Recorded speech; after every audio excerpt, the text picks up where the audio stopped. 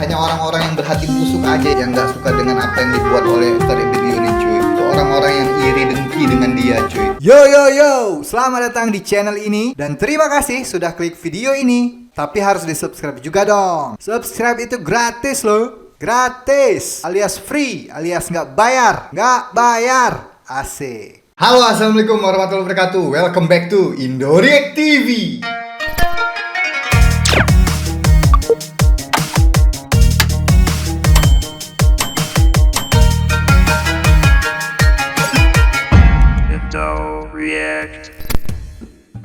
Isu Ustadz Ebitliu itu masih panas-panasnya cuy. Masih banyak banget yang membicarakan tentang Ustadz Ebitliu cuy ya. Sampai-sampai masuk di dalam trending YouTube Malaysia cuy. Nomor 1.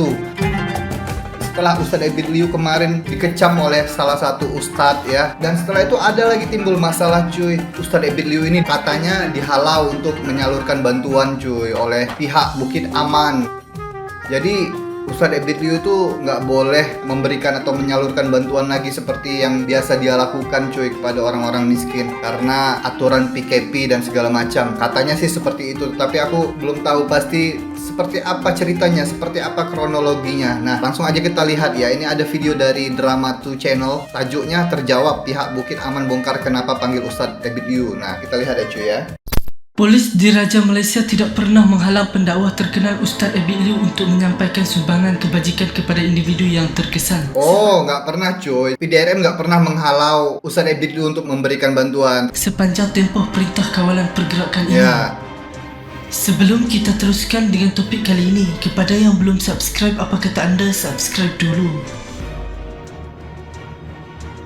Pengarah JSJ Bukit Aman Datuk Huzir Mohamad berkata, polis memangnya memberi kebenaran untuk beliau berbuat demikian selagi mematuhi garis panduan yang ditetapkan Kementerian Kesihatan Malaysia dan Jabatan Kebajikan Masyarakat. Betul. Menurutnya, pihaknya ambil maklum tentang keluhan Ebitliu apabila terpaksa menghentikan bantuan kebajikan setelah dipanggil pihak cawangan khas Bukit Aman. Katanya PDRM ingin memaklumkan bahawa tujuan polis memanggil Ebitliu adalah berkaitan reaksi orang ramai terhadap tindakan beliau memaparkan aktiviti kebajikan sepanjang PKP di media sosial dan massa. Namun berdasarkan pemerhatian, ramai kalangan masyarakat memberi respon positif dan menyokong tindakan kebajikan yang dilakukan Ebitliu. Bagaimanapun terdapat segelintir yang kurang senang dengan tindakan Ebitliu mempamerkan aktiviti tersebut di media sosial. Huzir berkata setakat ini tiada kertas siasatan dibuka ke atas pendakwah terkenal terbabit. Katanya bagaimanapun PDRM menegaskan bahawa tiada siapa boleh dikecualikan daripada tindakan undang-undang ke atas sebarang pelanggaran berkaitan PKP.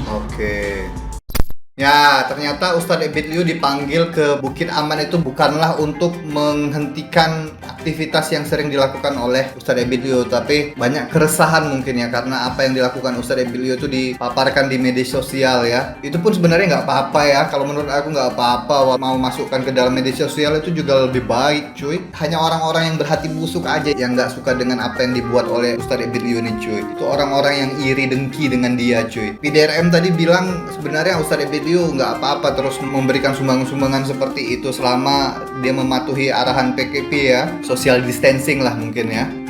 Memang banyak yang nggak suka dengan Ustadz Ebitliu ini, tetapi banyak juga yang suka cuy, banyak juga yang support, banyak juga yang mendukung, dan banyak juga yang memuji tindakan beliau ini cuy. Nah, ini ada video dari Durian Merah nomor 2 di trending cuy. Tajuknya Ustadz Kazim akhirnya bersuara isu Ebitliu, netizen puji ucapan Ramadan Sempoi Menteri Agama. Kita lihat ya cuy ya. Sepanjang tempoh PKP, masyarakat tidak dibenarkan untuk keluar dan mengadakan aktiviti yang melibatkan penglibatan ramai. Susulan itu, segala ceramah juga tak dapat dianjurkan sepanjang tempoh PKP ini. Ceramah juga nggak bisa ya. Di Facebook Ustaz Mohamad, beliau meluahkan pandangannya mengenai musibah yang melanda serta persepsinya terhadap masyarakat yang menilai individu lain tanpa melakukan tindakan yang wajar. Betul. Sebelum kita teruskan, kalau anda belum subscribe, tolong subscribe dan tekan butang loceng supaya tak terlepas video akan datang. Musim-musim Covid ni ditambah pula ada PKP. Kereta apa pun dah tak nak dah. Dulu duk usah juga Velfire ke Vampire ni, tapi kini tak ada nafsu lagi dah. Tapi yang bestnya masa PKP ni lah minyak tak mahal. Bukannya berjalan ke mana pun, tetap bersyukur lah kan. Pas ni kalau ada ceramah naik e-hailing je lah, tak payah fikir banyak. Tambah-tambah ada pula yang duk komplain ustaz pakai kereta besar ambil duit daripada mana. Kesian dekat ustaz ni, pakai apa pun salah. Kau kena beli, tak pun naik Waisuku je pergi ceramah. Kalau jauh naik bas. Sampai stesen bas minta penganjur jemput. Tak adalah yang tanya daripada mana beli kereta. Kemarin yang nanya duit 4,5 juta kemana tuh cuy ya. Itu memang aneh cuy yang nanya seperti itu cuy. Semuanya mau ditanya duitnya kemana, yang ini kemana. Kayak duit negara aja dihitung-hitung ya cuy ya. Lagi senang tak payah pergi ceramah duduk rumah diam-diam. Buat ceramah dalam FB Live je. Zaman ni semua salah. Tolong yang susah pun salah. Kalau tak kena gaya. Itulah mulut Ya manusia. betul cuy. Banyak betul orang-orang yang iri dengki cuy. Buat baik pun dihalau, berbuat kebaikan pun dilarang, menolong sesama pun banyak yang iri. Itu memang orang-orangnya hatinya itu kelam banget cuy, hitam banget ya. Aduh, kacau. Kalau nak layan semua maka semuanya tak jadi. Padahal yang duk komplain tu dia pun tak buat kerja. Buatlah baik. Tolong menolonglah pada benda baik dan takwa. Jangan tolong menolong kepada dosa dan pemusuhan. Kalau ada benda baik yang nampak tak cantik, tegurlah dengan baik. Cakap baik-baik maka semuanya akan jadi baik. Betul. Balik kepada kereta. Pakailah ikut kemampuan dan sebab apa nak pakai. Kalau dah tak ada ceramah, saya duk nampak nak buat bisnes emas. Bagus juga tu marketnya. Cuma jangan bocor sudahlah.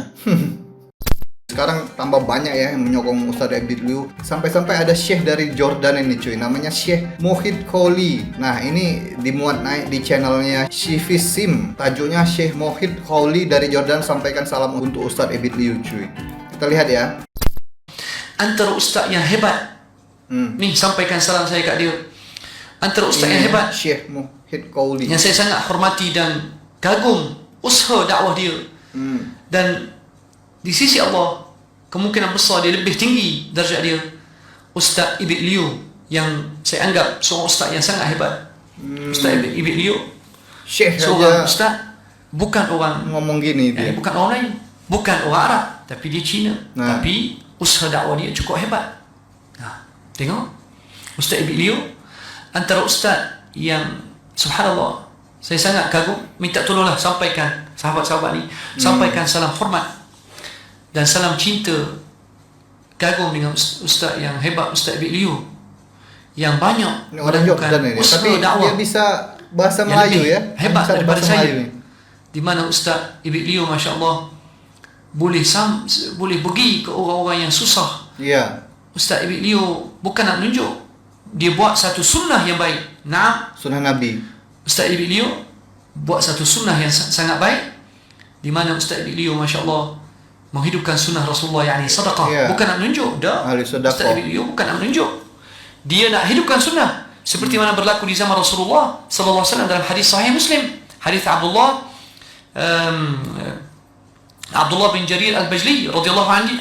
Abdullah Al-Bajli, naam, Abdullah ibnu Jarir Al-Bajli radhiyallahu anhu.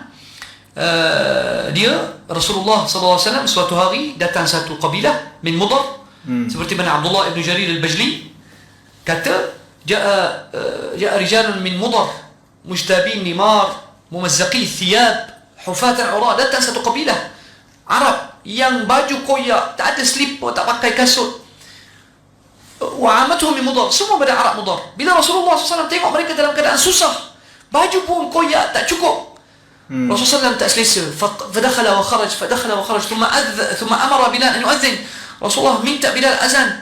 Bilal azan, kemudian Rasulullah naik mimbar bagi khutbah. Dan Rasulullah SAW qala, ya ayuhan nas, ittaqu rabbakum alladhi khalaqakum min nafsin wahidah wa khalaqa minha zawjaha. Ketika Rasulullah tu berkhutbah, naik urat Rasulullah, mata merah bagi khutbah. Ya ayuhan nas, ittaqu rabbakum alladhi khalaqakum min nafsin wahidah. Takut pada Allah yang cipta kamu daripada satu jiwa. Wa khalaqa minha zawjaha, Adam dan Hawa. وبث منهما رجالا كثيرا ونساء واتقوا الله الذي تساءلون به والأرحام. Takut pada Allah kamu akan bersoal. Ya Allah. Betul Rasulullah sambung lagi. Tasaddaqa rajulun min ba'ih, tasaddaqa rajulun min fiddati, tasaddaqa rajulun min dinari, min dirhamih, tasaddaqa rajulun bi tamrah, tasaddaqa rajulun bi shiqqi tamrah. Rasulullah kata orang bagi sedekah walaupun 1 dinar, 1 dirham, sebiji kurma separuh. Rasulullah bagi nasihat, cutuskan semangat. Tak ada seorang pun bangun bagi sedekah. حتى رسول الله marah. قال فجاء رجل من الأنصار بصرة من ورق. Datang seorang Ansar kecil, kuru, bawa segenggam perak. Takadu yadaihi ta'jizu an hamima. Orang Ansar itu bawa perak ni. Orang Ansar bawa perak, nyaris tangan dia tak boleh angkat. Bal ajizat. Abdullah ibnu Jarir al-Bajli kata tangan dia tak gerak nak angkat. Tak dapat nak angkat ni perak yang dibawa. Thumma wada'aha amama Rasulullah. Orang Ansar ini adalah orang pertama yang menghidupkan sunnah sedekah. Orang Ansar bawa, letak duit perak depan Rasulullah SAW. Bila orang Ansar itu yang pertama buat, thumma tataba' an-nas. Orang Ansar ni orang pertama bawa duit perak letak depan Rasulullah bagi sedekah. Barulah orang lain bangun, bangkit. Maksudnya dia pemangkin. Adakah orang Ansar itu buat benda ni untuk menunjuk? Tidak, tapi dia pemangkin sunnah. Sebab tu Rasulullah SAW puji dia. Qala Rasulullah, man sanna fil islami sunnatan hasanah falahu ajruha wa ajru man amila biha ila yaumil qiyamah la yanqusu min ujurihim syai'. Barang siapa yang menghidupkan sunnah yang dulu tidak hidup. Nampak sunnah yani apa? Sedekah.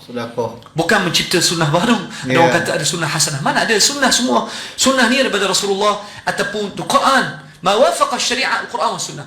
Jadi kita tengok masya-Allah amalan yang dilakukan oleh Ustaz Ibilio, satu amalan yang cukup hebat, di mana dia menghidupkan satu sunnah yang tidak ada ataupun kita jarang kita buat. Sampaikanlah salam saya. Yang terbaik Haizan, Islam bukan hak sesuatu bangsa. Jangan ingat gitu. Islam qala Allah wa qala Rasul. Nah, sebab itulah tuan-tuan rahmati Allah,